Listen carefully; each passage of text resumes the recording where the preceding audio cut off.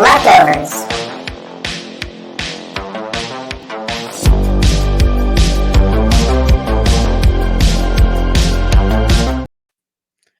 There he is, bobbing his head, dancing. I love the intro, man. Me too. And I was eating an ice chip because one came out of the bottle. How are you? Yeah. I'm great, man. How are you doing? I'm good.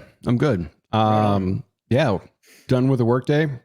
Ready to talk about Primer from 2004, which I gotta say, I'm honestly shocked I didn't know about this movie before last week because it was a lot of fun. It was a really cool movie. Yeah, great recommendation. It is a great film that is weird as hell. Yep. And I dug every moment of it. Yeah, it was cool. I mean, it definitely had some callback feels to a couple of other films, but it stayed original enough where it wasn't like a direct ripoff from something else I've seen. So I was like, this is fucking sweet. That's cool, man. I'm glad you liked it. So I guess that's your review, that you liked it.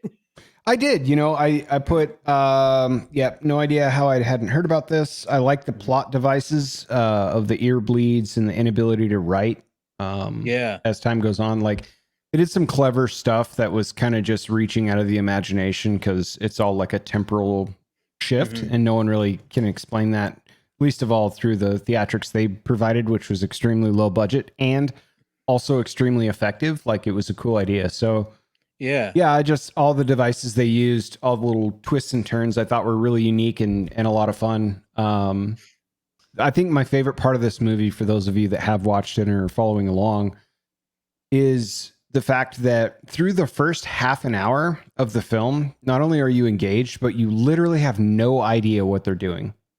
Yeah. Like, they're just working on a garage project, and it feels like they're just trying to start a startup, and it feels really relatable, but you have no clue on what it is. Yeah. Exactly. Just right. Something to make money. That's all they care about. Yeah. You know? So you have a trivia quip up about a $7,000 budget for the whole film, most of which was spent on film stock. Makes perfect sense. Yeah. But they really killed it. Yeah. And the guy who plays Aaron, Shane Carruth, he wrote it, he directed it, he did everything basically.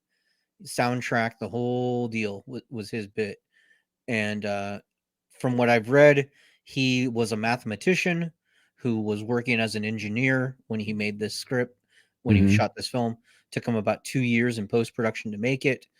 And then it went on to win the Grand Jury Prize in the 2004 Sundance Film Festival, which is a big deal. And yeah, man. I also read he chose to eventually throw up his hands and star in it himself, which doesn't sound like, sounds like he maybe wanted to the whole time, but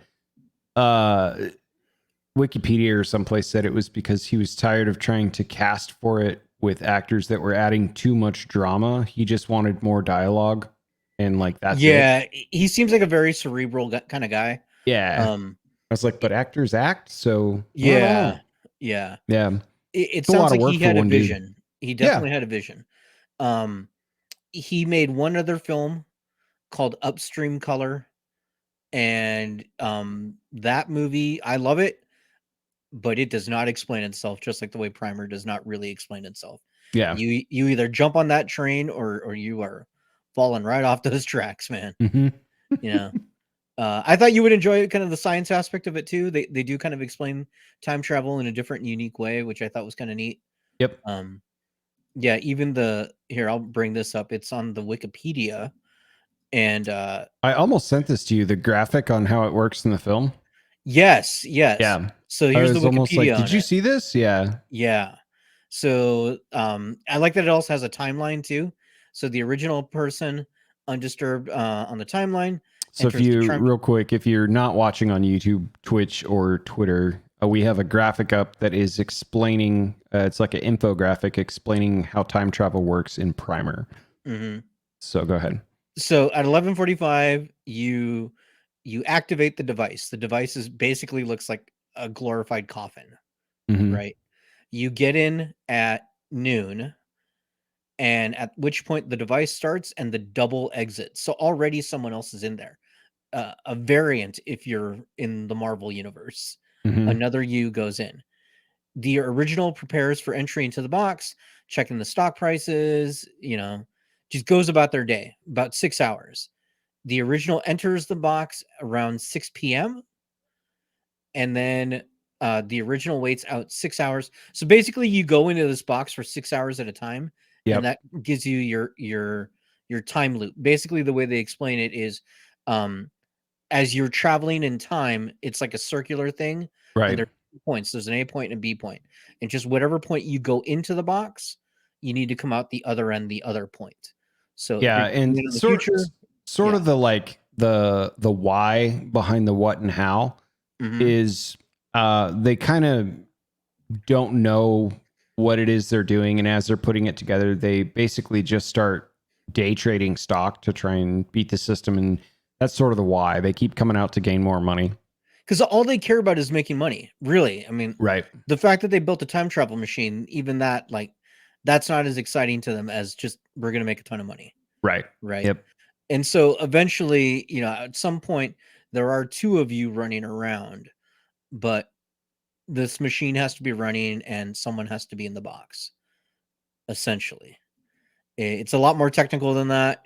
When you Right. watch the film, it's kind of crazy. They have funny lines about that too. Like, I think the line everybody talks about is, one point one of the characters says, "Hey, are you hungry?" And the other one says, "You haven't eaten since later today." So, Right. Yeah. yeah, yeah.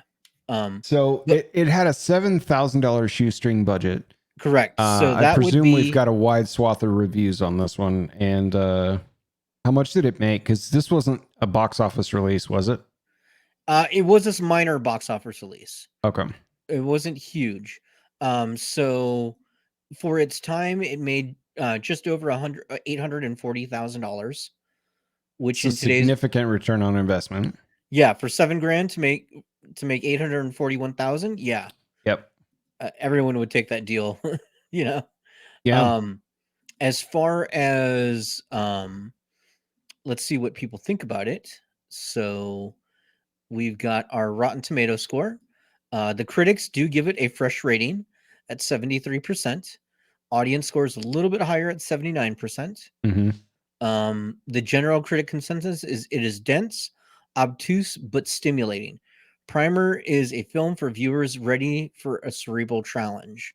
Yeah. Uh, I would agree with that. I That would agree. that yeah, that's So how pretty did you, accurate. as you're looking up the reviews, how did you come to this movie? Like, where did you stumble across this movie?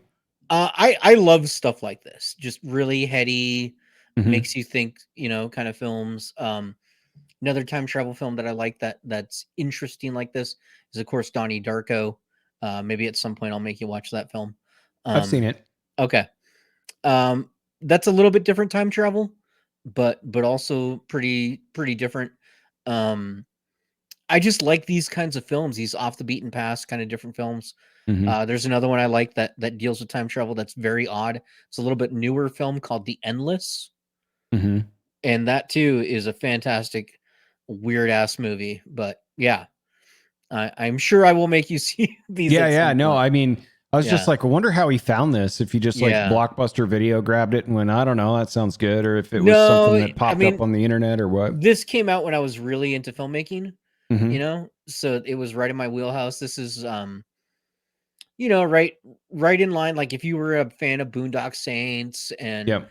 and Fight Club and that kind of stuff, Primer would have been in that orbit somewhere. Yeah. Gotcha. So, plus I really like screenwriting, and this is one of the most unique scripts out there. It So, is. Yeah. yeah. And then 5-star review, Pitch Perfect hard science time travel film from Del P. A lot of people love this film. Corey C. Still an all-time favorite time travel film. It's good for a couple times to watch, and how it catches the magic I have not felt in a long time in a movie. Yeah, that's pretty true, man. This thing is very unique, very bonkers. Um, there are some people who, I don't want to say they don't get it, but as this anonymous says, unbelievably boring. Do yourself a favor and give it a pass. You Yeah. know, Eh. I can I, see it. If you want the boom boom bang bang, shoot 'em ups, or you need wacky jokes, yeah. this is not your movie. And it wasn't super visually stimulating movie, but Mm-mm. at the same time, like I appreciate the very natural dialogue between two best friends that are also now working on some skunkworks project in homie's garage, trying to pull off some startup product, and just the natural banter between how that would actually unfold was pretty spot on. Like, Yeah. So I really appreciated I that. feel like we've So, had conversations like that. yeah, you and I have had conversations like that. Yeah. No, do it this way, and then we got to do that, and then this will happen. Why? I don't know why. It just works. Yeah, Like exactly. that kind of stuff. Yeah. The director, if you're going, oh man, I'd love to see more of this guy. He has had some legal issues, to say it delicately. Yeah. And so chances are you will not be seeing much more of him. Yep. So that's about all I would really want to say about that. It would appear not. Yeah. Yes. It would appear that we'll not be seeing him. But he does have two pretty great films, aside from that, Primer and Upstream Color. Yeah. Yeah. So, but yeah. So should we take our break and then come back and we'll talk about what we would do? Let's pay some bills. Yeah.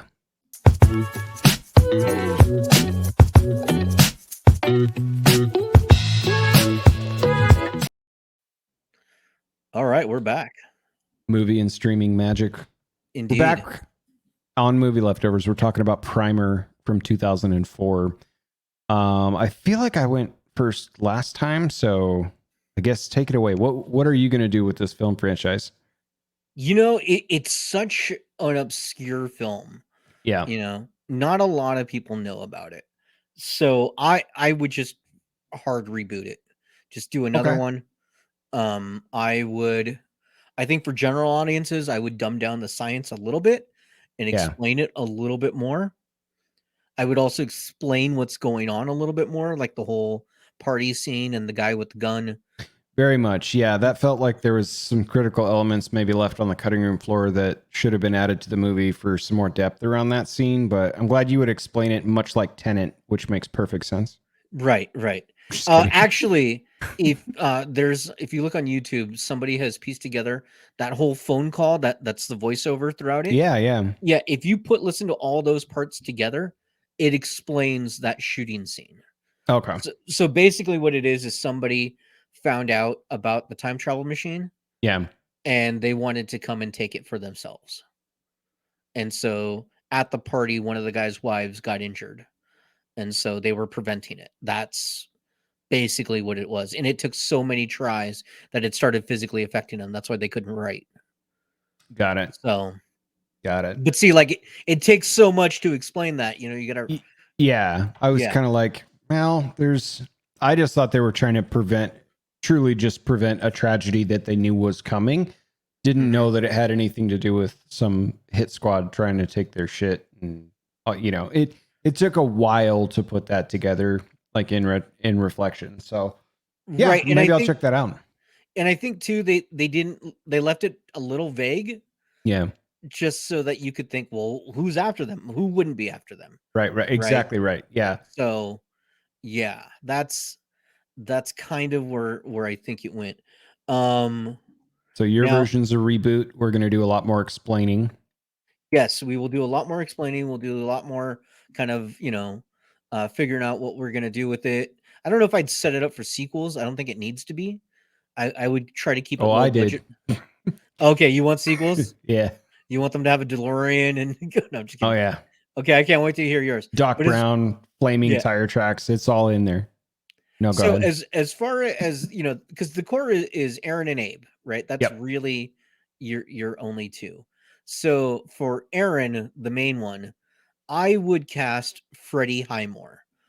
Freddie Highmore plays in The Good Doctor. He was also in the Hotel Bates show. Mm-hmm. That guy, he's really good, smart kid. Seems like. So I think he would be good for that. For I think Abe, so too. Yeah, for Abe, his counterbalance, I would pick Noah Sorrento. He was in Black Adam. Yeah. Yep. So that's a great cast. Yeah, I think those two together, they could seem like friends. I think Noah's taller than Freddie by quite a bit. Mm-hmm. So it also gives that whole like protective aspect, like I'm trying to protect you from yourself. Right. So yeah, I think that fits. That's nice. So you're just going to basically keep the story block the same. We're just going to dive a little deeper into the nuance. Explain it more, simplify it. Yeah, gotcha. Yeah, simplify it. You know, that's what I would do. Um, I would do a bit too, I think, to kind of explain what's going on. I would have them put the family dog in the box, and all of a sudden they have 2 dogs. Mm-hmm. You know? Kind of get that like Star Trek moment where he's like, you know, whatever happened to Admiral so and so's dog, and he's like, I'll tell you when it reappears. Yeah, kinda. You know, Gonna have a moment where you're trying out on not your best friend. right. To kind of explain what's going on. Yeah, stuff like that. Stuff I like that to appreciate that. simplify it. Yeah. Yeah. So what, like, the one thing that I thought was cool is I kind of wanted to know where they were at, and the city or the town or the wherever they were at never became a character in the film itself. Like, Right. I think the beauty of what they did with this is I was interested well after the credits were done rolling on where they were at when this took place. It wasn't central to the storyline, so I kind of thought like that's a clever piece of writing where the surroundings don't matter near as much as the subject matter, and the subject matter itself keeps you kind of interested through the character development from the top of the film to the bottom. And so well done on writing that ultimately, because it was kind of cool. That could have literally taken place anywhere. I mean, and they made use of what was it, like a U-Haul storage unit place and stuff. Like, pretty clever as far as the way they executed that. Yeah, it was really well done. I just looked it up. The principal photography was done out and around Dallas. So, Good old Dallas. mhm. Nice, dude. I like Yeah. it. I like I'm it. curious to hear what you would do with it. Yeah. So buckle up, I guess, a little bit. I I can't wait. I like the plot devices, like I said earlier, about the ear bleeding and the inability to write. Mhm. I would expand on that in the sequel a little bit different. So I would make a sequel to this. Okay. The sequel is going to be centered around Abe. We're going to follow his painstaking attempts to sabotage his past self while grappling with the slow realization that there are multiple alternate and temporally modified Aarons out in existence. He just Okay. knows this. Each version of himself or Aaron that he encounters, he kind of stalks and then studies their behaviors, particularly their handwriting, as an indicator of looped travel. So he's going to kind of keep an eye on how they're acting and reacting out in the wild. And at first, he's cautious and attempts to remain undetected. But as his wake time lengthens, as he loops, he fatigues further and further, and also begins to realize that Aaron continues to stay a step ahead. Okay. So Abe concludes that Aaron has pushed the timeline much further than Abe imagined, or Abe begins to grapple with the possibility that he himself is losing grip with reality. Like maybe I'm just losing my fucking mind is kind of where Act 1 ends. Abe eventually decides to convince his alter self through a bunch of coded messages, similar to the earpiece trope that Aaron was using to kind of communicate the story somehow through the time loops, which is never explained. Right. Anyway, he tries to convince his past alter self through coded messages to build a box and in secret, and then to construct that second box with the intent to double the loop and point the loop toward the future instead of the past. So Abe falls asleep in his usual hotel bed with the intent of resting for 2 hours before confronting his past self in person for the first time. Okay. Because he's responding to the messages. But he wakes up after just 1 hour and eventually tries to leave his hotel room, which he realizes he's locked in his own hotel room door. He breaks a window to eventually get out and realizes that he's in Aaron's warehouse-sized box the whole time. So he opens, because at the end of this first film, Aaron, you can see him directing traffic through like a bunch of, I think it's like French language or something. He's like telling people how to build a warehouse-sized version of this looping box. Mm-hmm. So he eventually gets out of his box, and once he opens it, he sees it's guarded by a 12-foot tall robot. And from the robot's perspective, we see that he starts scanning a very terrified Abe. And then the results of the scan say DNA verified, original specimen, protect. And so he lowers his weapon. It snaps back to Abe's perspective as he sees the robot lower his weapon, scans around a massive warehouse filled with various temporally damaged versions of himself in various states of stasis or controlled realities. Yeah. And then it fades out from there. So we realized like basically most of this has been scripted. Aaron's been entirely ahead the whole time, and we know he's in the future, but we don't know how far. Mm-hmm. So my cast, I'm gonna recast the original Abe. I thought David Sullivan was like pretty cool as like the dude trying to figure himself and this project out the whole time while being a good arc to his friend. Aaron, however, will be cast by Josh Duhamel and Okay. James Franco and Mark Hamill and James D'Arcy and Jack Davenport and Eric Bana. Oh, wow. So we're actually going to see that all of these alternate realities in backwards we'll put together are just different scripts that Aaron has been writing for Abe the whole time he's been in his own suspended like reality loop. Oh, wow. So only when he gets out, he's going to figure how fucking far he's been transported into the future. And one of those will be the real Aaron. We're just not going to know until the end of the sequel, and then hopefully open it up for a third one. But in kind, I would also keep this as an extremely shoestring indie style budget to kind of keep things in lockstep with where they were. I think just the natural shooting process and we'll be able to open up some CG opportunities like the robot and stuff. Mm-hmm. But we don't need most of that. What we need is, in my sequel anyways, Abe kind of deconstructing his own mental state and what he's doing throughout trying to protect the way we left off in the first film. You know, himself sabotaging the box creation in the first place. Meanwhile, if we ever make a third one, we'll see what Aaron was doing the whole time, which was controlling the narrative at every point, because he's been at this for a hell of a lot longer. So we're kind of switching the way they painted Abe to being the guy that did this first, as to actually Aaron did it and has kind of been playing Abe for God knows how long. So that's why we're going to have these variants. I'm actually going to play more into the temporal versions in a static reality than multiple simultaneous realities. So I thought that'd be a fun twist on the same kind of story arc that we watched in the first one, and then open it up for a third one where we'll actually have the conflict resolution, but who knows? Okay. I just thought second one might be fun, and having a shitload of Aarons just cast by different actors throughout different stages, we can kind of put together that, oh, I see. Yeah, this isn't what we thought it was at all. So yeah. So I would sequel this thing because I thought it was clever enough to keep around. If I actually got real money to do any of this, I would probably reboot it too, just to make sure it was a little more commercially successful. Yeah, where you could open up those theaters, but yeah. Awesome. Yeah, so that's my take. Well, good, man. I like it. I like it a lot. Nice. I think it was a lot of fun. Oh yeah. I'm glad you liked the film, man, because this one was out of left field. It was fun, and good, super good recommendation. There's a couple of smaller movies like that, but I'm not as plugged into indie films and stuff like this. I don't really know whatever's playing at Sundance until I hear it's awarded something years after the fact, right? So right. Yeah, or a Kevin Smith is Born kind of thing. Right. So yeah, super fun. Well, cool, man. Nice. So what do you want to do next time? Well, I have an idea, but okay. I don't know which way I want to take it, so I'll flip a coin here.